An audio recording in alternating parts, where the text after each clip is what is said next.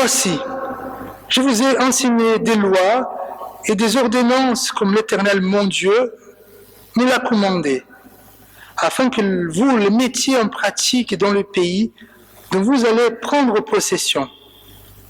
Vous les observerez et vous les mettrez en pratique, car ce sera là votre sagesse et votre intelligence aux yeux des peuples, qui entendront parler de toutes ces lois et qui diront: cette grande nation est un peuple absolument sage et intelligent. Quelle est en effet la grande nation qui est des dieux aussi proches que l'Éternel, notre Dieu? Et quelle est la grande nation qui est des lois et des ordonnances justes comme toute cette loi que je vous présente aujourd'hui? Seulement, prends garde à toi et veille attentivement sur ton âme tous les jours de ta vie, de peur que tu n'oublies les choses que tes yeux ont vues et qu'elles ne sortent de ton cœur.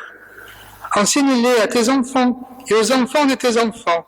Souviens-toi du jour où tu te présenteras devant l'Éternel ton Dieu, à Horeb, lorsque l'Éternel me dit: assemble près de moi le peuple. Je veux leur faire entendre mes paroles, afin qu'ils apprennent à me craindre tous les temps et qu'ils vivront sur la terre, et afin qu'ils les enseignent à leurs enfants. Vous vous approchâtes et vous vous tîntes au pied de la montagne. La montagne était embrasée, et les flammes s'élevaient jusqu'au milieu du ciel. Il y avait des ténèbres, des nuées, de l'obscurité. Et l'Éternel vous parla au milieu du feu. Vous entendîtes le son des paroles, mais vous ne vîtes point de figure. Vous n'entendîtes qu'une voix. Il publia son alliance, qu'il vous ordonna d'observer, les 10 commandements. Il les écrivit sur 2 tables de pierre. En ces temps-là, l'Éternel me commanda de vous enseigner des lois et des ordonnances, afin que vous les mettiez en pratique dans le pays dont vous allez prendre possession, puisque vous n'avez vu aucune figure les jours où l'Éternel vous parla du milieu du feu. À Horeb, veillez attentivement sur vos âmes, de peur que vous ne vous corrompiez et que vous ne fassiez une image taillée, une représentation de quelque idole, la figure d'un homme ou d'une femme, la figure d'un animal qui soit sur la terre, la figure d'un oiseau qui vole dans les cieux, la figure d'une bête qui rampe sur le sol, la figure d'un poisson qui vive dans les eaux au-dessus de la terre. Veille sur ton âme de peur, que levant tes yeux vers le ciel et voyant le soleil, la lune et les étoiles, toute l'armée des cieux, tu ne sois entraîné à te prosterner en leur présence et à leur rendre un culte. Ce sont des choses que l'Éternel, ton Dieu, a données en partage à tous les peuples sous le ciel tout entier. Mais vous, l'Éternel vous a pris et vous a fait sortir de la fournaise de fer de l'Égypte, afin que vous fussiez un peuple qui lui appartint, impropre, comme vous l'êtes aujourd'hui. Voici la parole de Dieu. Prions. Seigneur, viens nous bénir à présent lorsque nous sommes devant ta parole. Transformez-nous, Seigneur, que nous puissions comprendre la puissance d'être ton peuple. Au nom de Jésus, notre Seigneur. Amen. Bon, je voulais vous proposer une histoire. Après, vous allez juger l'histoire que je vais vous raconter. En fait, imaginez un homme, voilà, qui habite dans une grande ville, et parce qu'il a des origines ariégeoises, ses parents sont nés en Ariège, il s'est dit: je pense que je veux devenir ariégeois. Je vais revenir en Ariège et vivre en tant qu'ariégeois. Et donc il appelle sa femme et dit: mon amour, on va habiter en Ariège. Il prend sa femme et ses enfants, il arrive ici. En arrivant ici, il se rend compte que malgré ses origines, il n'aime pas trop l'Ariège. Il n'aime pas la nourriture, il n'aime pas les mangetades, les bêtes mâles. Il n'aime pas non plus l'accent ariégeois. Il n'aime pas la musique. Il n'aime pas les Pyrénées. Il préfère la plage. Il n'aime pas les vaches. Il n'aime pas les fêtes de village. Et finalement, à la fin de sa vie, cet homme va être enterré en Ariège. La question, je vous laisse juger, cet homme-là, était-il un vrai Ariégeois? Voilà. En fait, nous sommes ici, dans notre texte, devant une histoire qui raconte l'histoire d'un peuple. Un peuple qui est prêt à entrer dans la terre promise. Et notre texte aujourd'hui a comme but de nous enseigner par l'exemple du peuple israélite que être le peuple de Dieu implique de vivre pleinement le salut dans le présent. La beauté du salut ne peut ni demeurer seulement dans le passé, ni reléguée à l'avenir. Pour comprendre mieux ce texte, c'est bien de comprendre son contexte. En fait, vous le savez, le peuple hébreu fut sauvé de l'esclavage dans l'Égypte où il a vécu pendant 400 ans. Une fois que Dieu libère, sauve ce peuple, Dieu va établir une alliance. Et le peuple va s'engager auprès de Dieu, va s'engager solennellement à obéir. Et ce peuple va s'engager à façonner ses mœurs, un accord avec la volonté de Dieu. Et voici la réponse du peuple lorsque Dieu demande au peuple si le peuple veut servir à Dieu. Moïse, Exode 24, Moïse va rapporter au peuple toutes les paroles de l'Éternel et toutes les lois. Le peuple entier répondit d'une même voix, nous ferons tout ce que l'Éternel a dit. Voilà, c'est l'engagement du peuple. Mais cet engagement ne dure pas assez, car prématurément, le peuple détourne son chemin vers l'idolâtrie. Cela a fait le peuple errer dans le désert pendant 40 ans.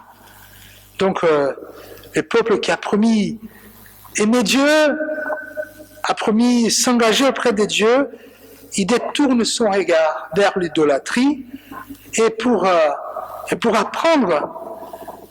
Et à cause de l'idolâtrie, ce peuple ne va pas entrer tout de suite à la terre promise. Il va errer dans le désert pendant 40 ans. Et finalement, nous avons le livre de Deutéronome. Ce livre, c'est un discours de Moïse à la nouvelle génération. Parce que pendant 40 ans, cette génération de la mer Rouge va disparaître. Donc ils vont mourir. Il y a une nouvelle génération qui va naître, qui est née. Et donc Moïse va écrire un discours pour encourager cette nouvelle génération à s'engager auprès de Dieu. Deutéronome, ça veut dire, ça vient de latin, la 12e loi. Donc la première loi a été donnée au pied du Sinaï 40 ans avant, et maintenant, nous voyons Moïse devant la nouvelle génération pour leur expliquer les lois de l'Éternel. Finalement, qu'est-ce qu'il y a de significatif, voire essentiel dans notre texte? Qu'est-ce qu'il y a d'essentiel qui peut nous aider à apprécier le fait d'être peuple de Dieu? Qu'est-ce qu'il y a d'essentiel qui nous aide à vivre cette relation avec Dieu, à apprécier l'alliance de Dieu? Donc, Moïse va nous donner 4 conseils. Il va donner 4 conseils à ce peuple avant d'entrer à la terre promise. D'abord, conserver, transmettre et éviter. Conserver quoi? Conserver le salut. Alors, Moïse demande à cette nouvelle génération de conserver le salut en tant que style de vie. En tant que style de vie. Ça veut dire par l'obéissance. En fait, l'appropriation et les bienfaits du salut l'appropriation et les bienfaits du peuple de Dieu sont expérimentés par l'obéissance envers Dieu. Frères et sœurs, parfois on pense que les lois de l'Éternel sont des choses qui nous contraignent. Ah ouais, il faut obéir, je veux faire des choses et Dieu ne me permet pas de les faire. En fait, les lois de Dieu nous aident à profiter, à apprécier notre relation avec Dieu. Et quand Dieu il nous demande à son peuple de l'obéir, il est en train de dire, vous devez apprécier cette alliance que je fais avec vous. Mais non seulement conserver le salut comme un style de vie, mais aussi de transmettre la foi, transmettre le salut et transmettre l'obéissance aux nouvelles générations. Si cette nouvelle génération qui va entrer bientôt dans la terre promise désire demeurer auprès de Dieu et préserver les bienfaits du salut, elle devra s'efforcer de transmettre aux enfants les valeurs du peuple de Dieu, les valeurs que Dieu a enseignées à ce peuple. Alors, évidemment, une fois qu'ils sont à l'intérieur, il faut que cette foi soit transmise. C'est un impératif. Mais conserver, transmettre, il faut aussi éviter. Éviter quoi? L'idolâtrie. Il faut être vigilant face à l'idolâtrie. Qu'est-ce que c'est l'idolâtrie? L'idolâtrie, selon Jean Calvin, il dit, l'idolâtrie détourne la louange légitime, la vraie adoration réservée exclusivement à Dieu. Donc, l'idolâtrie, c'est un acte de transfert de l'honneur de Dieu à une image. Donc, l'idolâtrie ici, c'est quoi? On fait une image qui représente la gloire de Dieu. Et donc, au lieu de rendre gloire, au lieu de honorer Dieu, on va honorer cette image. Ça, c'est l'idolâtrie. Et il faut absolument éviter l'idolâtrie. Et en fait, cette nouvelle génération, elle sait que, à cause de l'idolâtrie de l'ancienne génération, ils n'ont pas pu entrer dans la terre promise. Alors, donc pour entrer à la terre promise, il était nécessaire de conserver le salut, transmettre la foi et éviter l'idolâtrie. Les paroles de Moïse ont un seul but précis, rappeler les Israélites qu'ils étaient véritablement le peuple de Dieu. C'est ça qu'il va nous affirmer au verset 20. Mais vous, l'Éternel, l'Éternel vous a appris et vous a fait sortir de la fournaise de fer de l'Égypte, afin que vous fussiez un peuple qui lui appartient, un propre, comme vous l'êtes aujourd'hui. Ces choses-là, c'est pour que le peuple, cette nouvelle génération se rappelle quel est le peuple de Dieu. Alors, frères et sœurs, comment cette réalité nous touche aujourd'hui? Comment nous, en tant qu'Église, nous pouvons être concernés par cette vérité? Vous pouvez me dire, Fabio, c'est bien, mais Moïse a dit ces choses-là à un peuple qui a vécu à 2300 ans avant. Un peuple qui allait entrer dans la terre promise. Pourquoi ça me concerne? Bon, déjà, les chrétiens, c'est la nouvelle et dernière génération du peuple de Dieu, le peuple de l'Alliance. Par Jésus-Christ, nous sommes devenus le peuple de Dieu. Voici ce que nous dit l'apôtre Pierre. Vous êtes une race élue, un sacerdoce royal, une nation sainte, un peuple acquis, afin que vous annonciez les vertus de celui qui vous a appelé des ténèbres à son admirable lumière. Vous, qui autrefois n'étiez pas un peuple, et que maintenant êtes le peuple de Dieu. Frères et sœurs, nous sommes le peuple de Dieu. Alors, c'est avec ce peuple, avec nous, à qui Dieu a renouvelé son alliance en Jésus-Christ. Peut-être vous rappelez de ce que dit l'apôtre Paul au moment de l'institution de la Sainte Seine. 1 Corinthiens chapitre 11, l'apôtre Paul nous dit de même, après avoir soupé, il a pris la coupe et dit, cette coupe est la nouvelle alliance en mon sang. Voilà, nous sommes aussi dans la nouvelle alliance. Nous sommes le peuple et nous sommes le peuple de l'alliance. Et peut-être on peut se poser la question, où est finalement la terre promise? Et donc, je vais vous répondre que la terre promise, aujourd'hui, c'est le royaume des dieux. Où est le royaume des dieux? Et Jésus, il répondra, voilà, il est ici, ou bien il est là.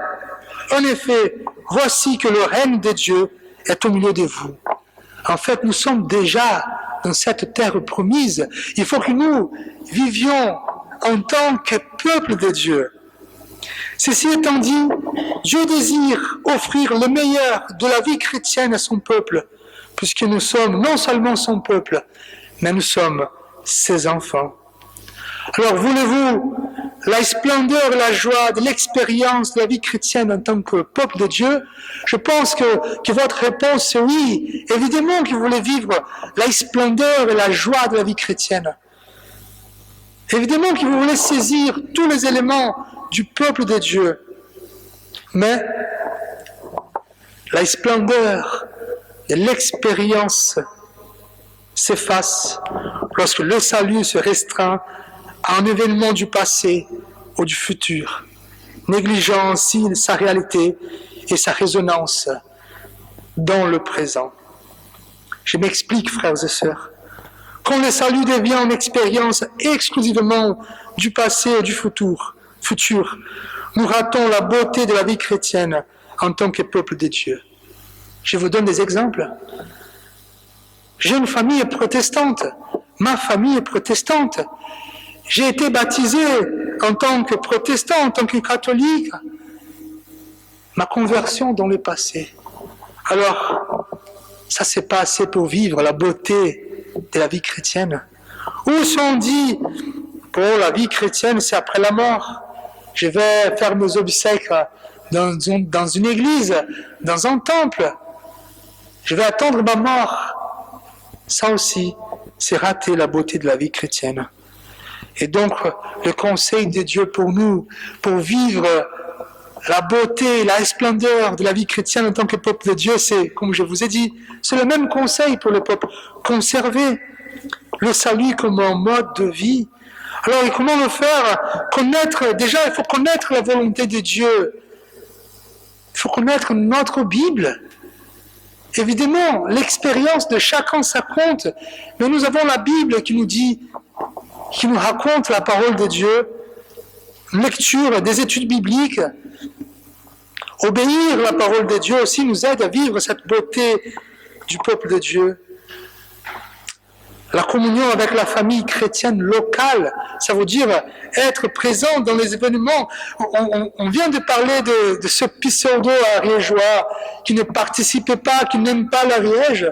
Et parfois nous sommes comme ça, nous aimons dire que nous sommes chrétiens, mais finalement, tout ce que la chrétienté a fait, ça ne nous plaît pas assez. Voilà, ce partage d'expérience. Et participer évidemment au culte solennel. Mais aussi, pour vivre cette beauté de la foi, c'est transmettre la foi. Partageons avec nos enfants, nos petits-enfants, la beauté du Christ, en leur racontant nos expériences. Mais évidemment, adoptons une attitude positive. Voilà. Transmettre la foi dans la maison. Encourager, peut-être que vous n'avez pas encore des enfants, vos enfants sont déjà grands. Mais encouragez vos enfants à partager à vos petits-enfants la foi. Aider les enfants à participer et à appartenir à la paroisse locale, amenez-les au culte, au programme. En fait, nous, en tant que parents, nous avons transmis des bonnes choses à nos enfants. Les études, les valeurs, la liberté. Et je pense que nous sommes capables aussi de transmettre la foi. Et aussi éviter l'idolâtrie, être vigilants. Voilà. Libérons-nous des influences qui exercent un pouvoir sur notre vie et qui exigent une adoration afin de créer la place nécessaire pour que nous puissions adorer Dieu. Évidemment, aujourd'hui, il n'y a pas assez d'images, mais nous sommes bien capables de créer des idoles dans notre cœur, des idoles qui exigent de nous une adoration. Chers amis, nous allons vers la fin. Nous avons vu aujourd'hui, être le peuple de Dieu implique de vivre pleinement le salut dans le présent. Aujourd'hui, Dieu nous invite à conserver notre salut, transmettre la foi et éviter l'idolâtrie. Frères et sœurs, nous sommes là devant la montagne. Nous venons de recevoir la parole de Dieu et nous allons partir bientôt avec une alliance renouvelée. Je vous encourage à embrasser votre salut immédiatement en devenant véritablement le peuple de Dieu. Ne limitons pas notre expérience chrétienne à notre famille protestante, au baptême, ou à la communion, ou à la croix huguenote que nous portons tous les jours. Le salut s'expérimente dans le présent, ici et maintenant. N'attendons pas la mort pour développer une relation authentique avec Dieu. Il est là, prêt à nous accueillir. Mais être un peuple de Dieu est une réalité à vivre aujourd'hui. Amen. Prions. Seigneur Père éternel, nous te prions afin que tu nous aides à vivre en tant que peuple, à recevoir cette bénédiction aujourd'hui, Seigneur.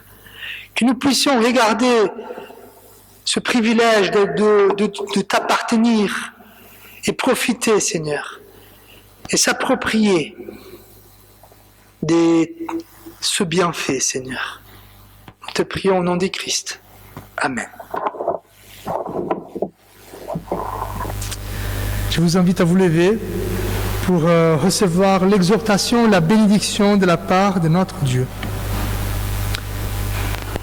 Selon les paroles de l'apôtre Pierre, vous êtes une race élue, un sacerdoce royal, une nation sainte, un peuple acquis, afin que vous annonciez les vertus de celui qui vous a appelé des ténèbres à son admirable lumière. Vous qui autrefois n'étiez pas un peuple, et que maintenant êtes le peuple de Dieu, vous qui n'aviez pas obtenu miséricorde, et qui maintenant avez obtenu miséricorde. Que l'amour de Dieu notre Père, que la grâce de Christ notre Seigneur, et la consolation du Saint-Esprit soient avec vous tous aujourd'hui et à jamais. Amen.